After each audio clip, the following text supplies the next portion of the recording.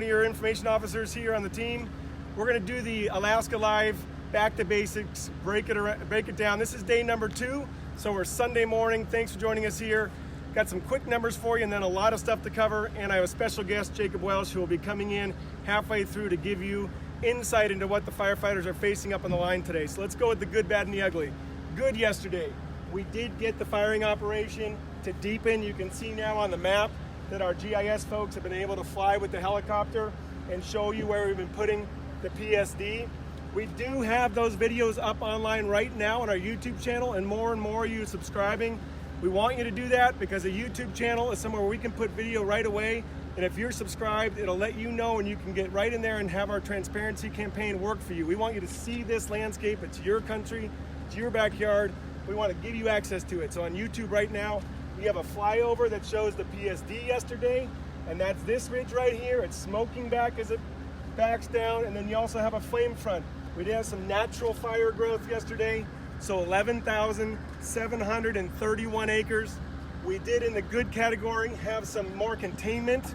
So we've been telling you about the hotshots mopping up from the Pulaski River on the northwest side where the fire scar from 2009 held it. So we added some containment here. That bumps our containment to 15%. You're gonna see more containment here over the days. So that's all the good. The bad, we got the smoke. But it's not just our smoke. There's about 7 fires you can't see on this map in the upper Tanana Yukon zone in Alaska. They're burning in these limited areas where the state of Alaska does not have a suppression policy in certain areas. And so that northeast wind today, so winds from the northeast are pushing smoke into Fairbanks. It's very common in Fairbanks, as the locals know here, in summertime when the interior gets really hot and dry and burned. Some of those fires are gaining about 5,000 to 10,000 acres a day. So you're not just getting smoke from our fire, you certainly got some, but now it's the regional effect. So that's the bad. Let's talk about the ugly. We really didn't have anything ugly happen yesterday. We had a couple little spot fires that we were totally able to handle, and so because of that, we know it's hotter and drier. We spent most of the night with the engine crews who are out here pre-treating around the structures. So we broke that down yesterday. Let's do it again today.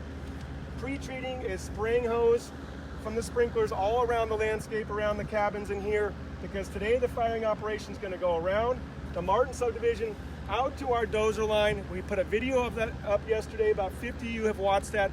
Jump online and see that video.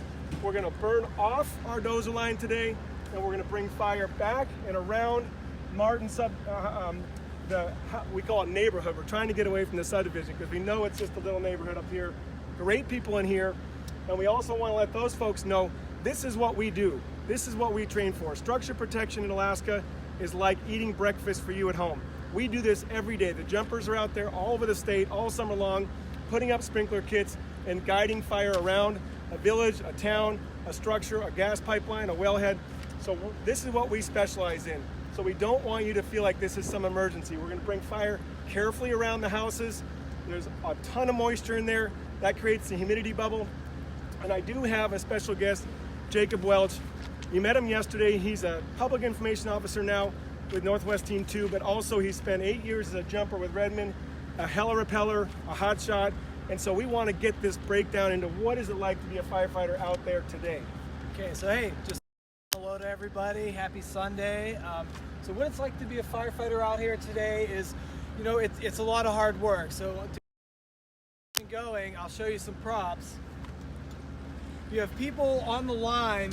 These firefighters are dragging these drip torches. This is a drip torch. So essentially this is 4 parts diesel to 1 part gas. You light the wick and you burn it, you tilt it upside down, and you basically pour fire.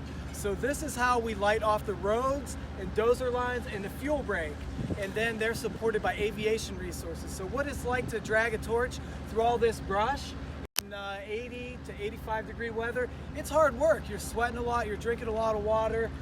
But all these guys out there are professionals. This is what they do. The hot shots are the ones chosen to do a lot of this work with the holding. So what it's like is it's hard work.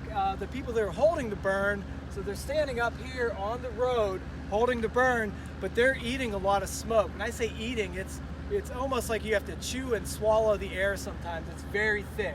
We did put photos up there last night, so if you're watching AK Fire Info, and we highly recommend that you do, if you don't have internet at your home, and you're talking with your neighbors, carpool down to town and go to some cafe or the library, get some Wi-Fi, go to AK Fire Info. We put about 10 photographs that one of our information officers, J. Michael Johnson, he's actually running the camera right behind you right now.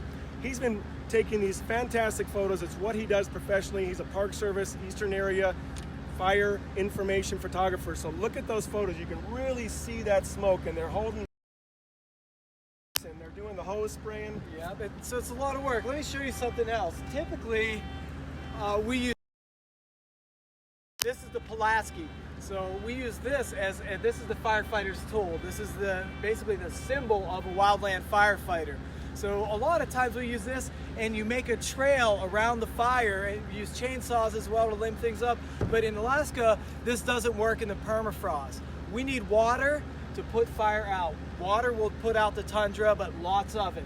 So that's the reason we're backing off to these road systems and bladed lines and fuel breaks to give us a place to burn, and then we can access it better with water and put it out and hold it better. So it increases our chances, the higher probability of success in holding it here, as opposed to going around and trying to maneuver through the whole fire perimeter and put it out.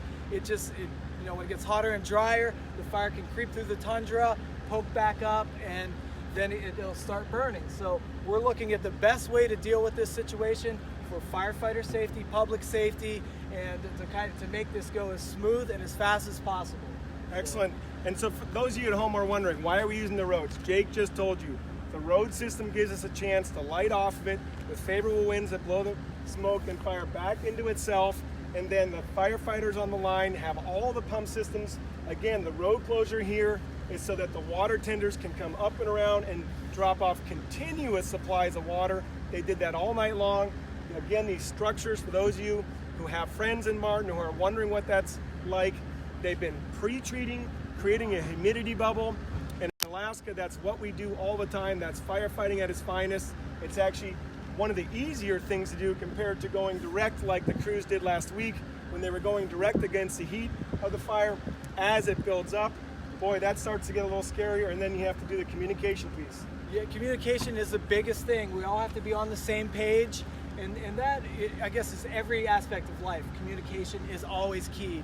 So for firefighters, we got to know what our crew is doing. We got to know what the other crew is doing. We got to anticipate fire behavior, changes in the weather. So we're always communicating all these factors. And you know, it's just hard work. And I just want to give my props out to all the firefighters. These are men and women out there, people's brothers, sisters, children. I mean, these people are working hard, and they're doing everything they can in their power to be safe and put this fire out, or line it. So it's going to take a big effort from everybody, from the managers down to the first-year firefighters. I mean, we're all in this together. And we got 763 resources here. We've been beefing up the crews to make sure we're mopping up. We do want to give a shout out to whoever put the sign down on the corner of Spinach coming up to our command post. Actually, this is the forward operating base here, Moose Mountain Recreation Area. Our command post is at Pearl Street Elementary. But that sign choked me up yesterday when I saw it. It could choke me up right now. It said, thank you firefighters, be safe out there. And that's the theme today. Please watch our morning highlights. I want to tell you why we do that. We film the morning highlights here, and we put them on YouTube, we put them on Facebook, we put them on AK Fire Info, so you can be in the front row as if you were a firefighter getting a briefing. We want you to have a relationship with this camp, with this map, with our system. And I know a lot of folks are saying, hey, can we get the operation update? That's what this is for. They didn't start test firing until 2 hours after that morning briefing. We want to make sure when we talk to you, we're giving you the right information so things don't start that early. They did do a test fire out here this morning. Are favorable. So we're right there at that time, 11:05. So that means they're going to be putting that drip torch fluid down. We did put a couple videos of that up yesterday. We're going to put more up today. Again, that's what initiates the fire. Why? Because we need to remove the fuel. Why? Because we want to protect your homes, your properties, all that hard work you've done. If you're in there today, please be aware of the fire behavior. Please watch that highlight briefing, because we give you fire behavior analyst Andrew Stickland. We give you the weather guy, John Bonk. We always call him the weather guy. He's actually a NOAA master at weather, and he's giving you the situational awareness by telling you that today is going to be a very extreme weather day. We're going to have indices creeping up. Andrew, the fire behavior, he gives you the analysis of what the fire is going to do. So if you're curious about those whys, we put those videos there for you so you can see it like a firefighter does. And the reason they're holding those radios is because we have about 400 firefighters out at Chattanooga. We have firefighters all up in the eastern Chattanooga. We have firefighters all up and down the different dozer lines around the McLeod subdivision. So those of you, neighborhood, those of you who live in that area, we have fire crews fully engaged. They've tested all their pump systems. I came in early to listen to the operational circle this morning at 07:30. They've been firing these pumps. They know that this is a very important area. So for those who talk a lot about this area, again, this is a multi-ring circus. There is so much going on. When they talk about lots of moving parts, you'll hear that in fire lingo a lot. What that means is a coordinated air show, a mop-up situation where crews are working hard in here with pumps and hose lays, a structure protection situation, hose lays and prepping out these lines to make sure that they're ready, crews hiking down them, medics patrolling in their vehicles, people on the division supervisor side making sure we have lookouts, making sure we have aerial supervision. All that type adds to that. And we just want to make sure you're asking your questions. Again, the fire, we have all the contact information that'll come up soon.